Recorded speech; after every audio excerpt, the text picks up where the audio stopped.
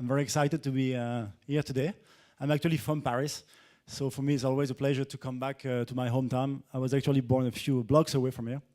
And I've been living in China and living and working in China for the last 7 years with my family there. And I love China. I just love it. I've actually recently been appointed as the general manager at SPLIO, which is a software marketing company. And I was actually previously, I was also in the travel industry, so it's a lot of travel or former travel people.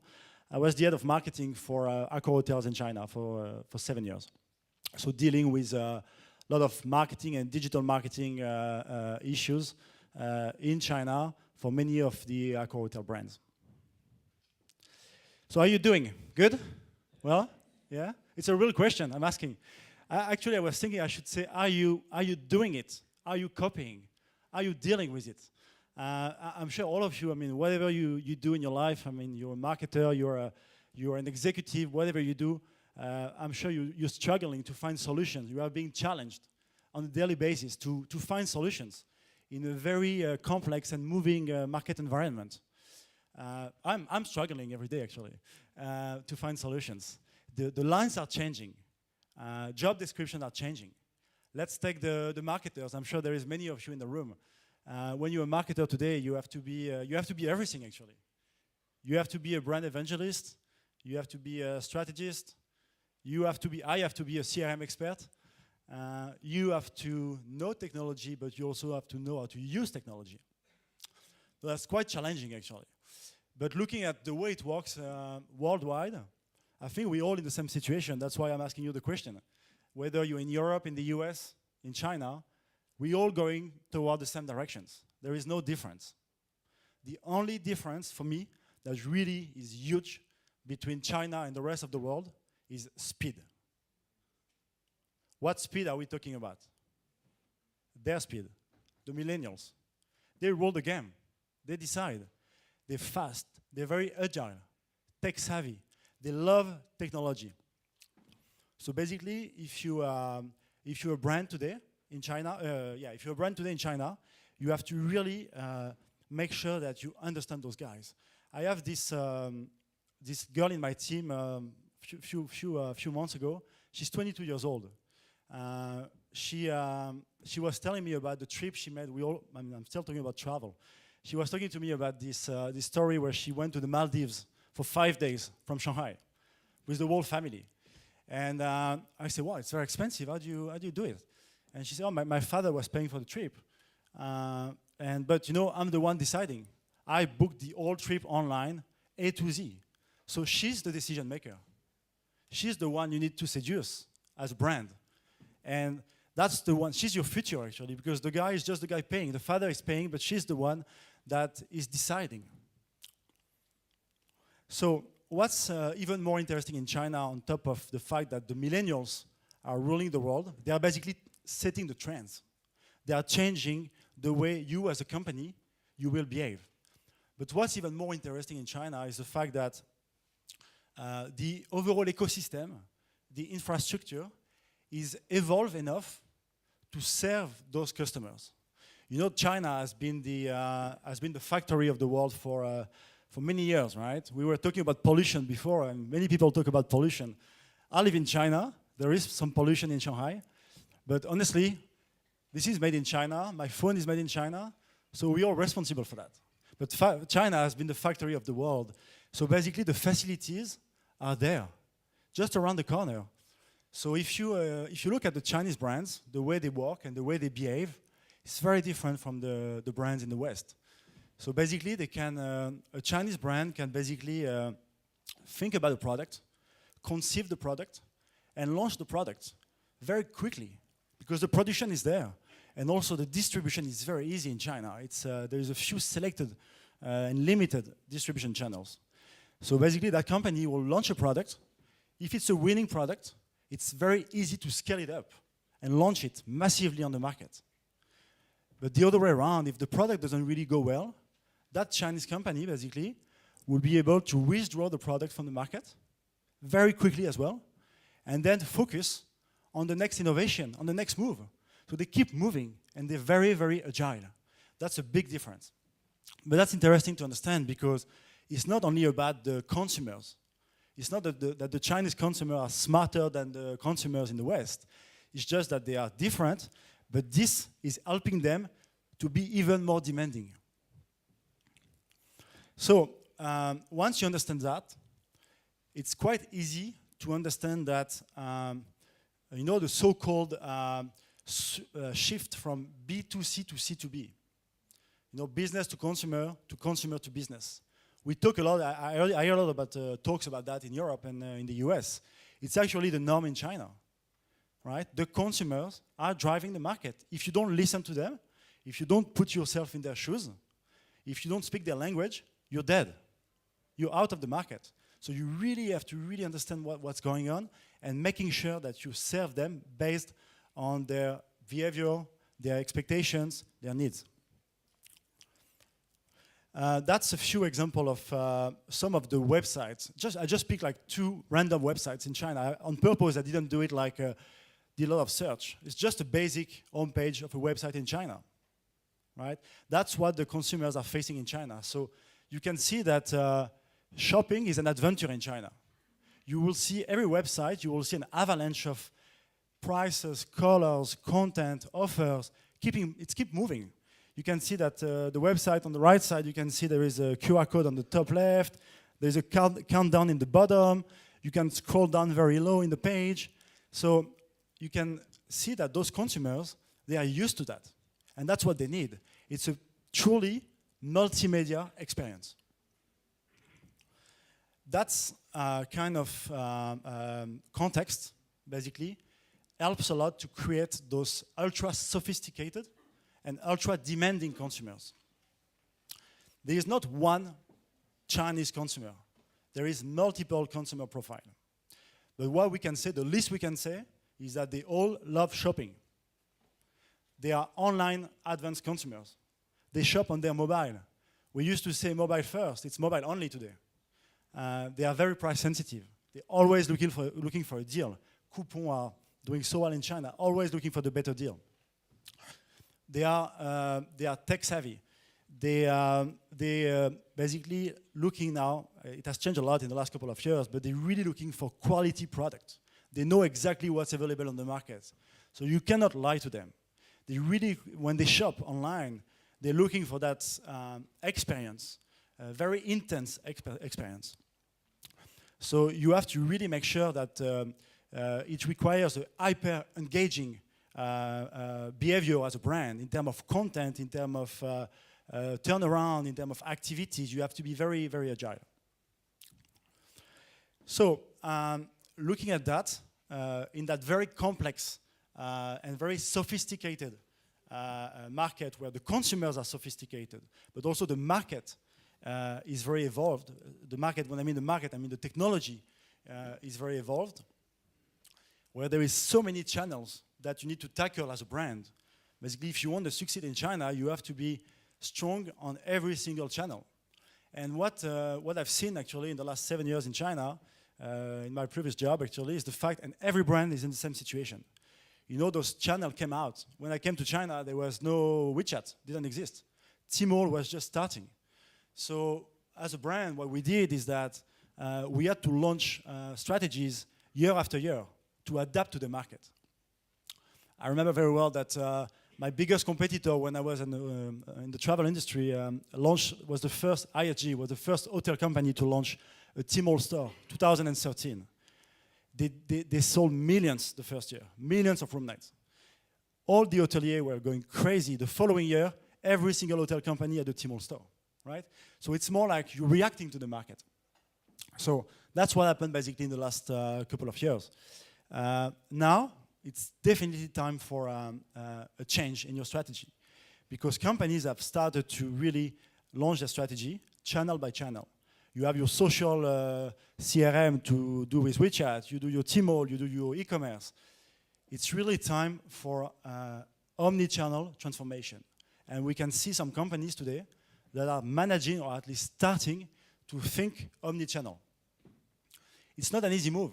It's quite complex. You have to think that basically every single online and offline has to be fully integrated. So when we're talking about omnichannel, we definitely talk about this online and offline integration, right? You have to align your online and offline strategies. That's actually what we do at SPLIO. We believe that it's actually even our tagline, online, offline, aligned. So we believe that basically people need to be connected, teams need to be connected. And also you have to make sure that everybody and everything is truly integrated. This online and offline integration is basically blurring the lines between the channels, your offline commerce, your online commerce, but it's good, it's a good thing. You have to serve the customer and you have to look at the customer as one single person. So it's a good thing that we have this, this integration actually. So what we do at SPLIO actually, I'll talk a bit about SPLIO, is that we believe that omnichannel marketing is definitely the way to go. We believe that from data collection to campaign management to loyalty marketing, that's the way you can really address the market. So that's what we do for our customers. We think that loyalty marketing is the ultimate strategy you can put in place on this market. So basically your WeChat followers today, everyone now has launched a WeChat account and there is followers, but what do you do with it? Brands talk to them, they send them messages, that's fine, that's cool, but you need more, right? So what you want to be doing actually is to make sure that those followers, they become consumers, customers. Once the customer, if you have a good loyalty program, if you have a good loyalty marketing strategy, those guys will become your brand ambassador. And you will be driving sales and revenue. So that's, for us, the way to go. And that's the way we accompany our clients in China. So let's have a closer look at what we do for one of our clients in China. It's called New Look. I'm sure you know New Look. It's a brand from the UK. They're quite big in the UK. I think it's the second fashion brand in the UK. They entered China in 2014, so not that long ago. And we started to work with them the following year, 2015. Their requirement was quite clear because they were, I'm not going to say they were late, but basically all their competitors were already on the market by that time. 2014, only 4 years ago. So they told us that they had to gain market share very quickly. And we believe that really creating a strong loyalty strategy was the way to go quick and fast. So the challenge for us, and we're talking back 2015, so at that time WeChat was very advanced, but nothing to do with what it is today. There's still, you know, I mean, in the last 3 years, there was so much evolution on WeChat. So we decided at that time to create, from scratch, a loyalty program sitting on WeChat, fully integrated with WeChat. So basically, as a consumer, you'll be able to basically join the program, to redeem your points, to get your coupon, to interact with the brand through WeChat. But this is also fully integrated with the marketing communication of the brand on other channels. So that's basically for us, that's the ultimate achievement when we're talking about omnichannel marketing. And that's what we did with New Look, and that's what we are doing with other brands. So the first step, first and foremost, you want to basically consolidate all your data into one central CRM platform, right? Making sure that you have this ultimate goal of having your the one single view of your customers wherever they buy, because they could be buying offline, online, on your own e-commerce, on Tmall. So you want to be gathering all the data in one place. Then you have to build your loyalty strategy. So could be, for like New Look, could be a loyalty program, but could be different if you're a luxury brand. But you really want to address the issue and making sure that you have a strategy for loyal customers. So we basically, for New Look, we built that quite advanced loyalty program in 4 tiers.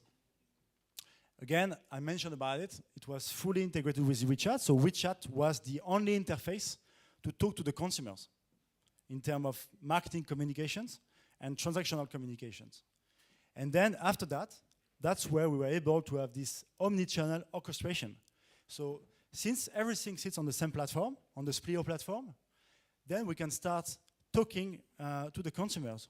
We can start basically doing segmentation, creating some clusters of customers and interacting with those customers by WeChat messages, but also by email, by SMS. Email is not dead in China.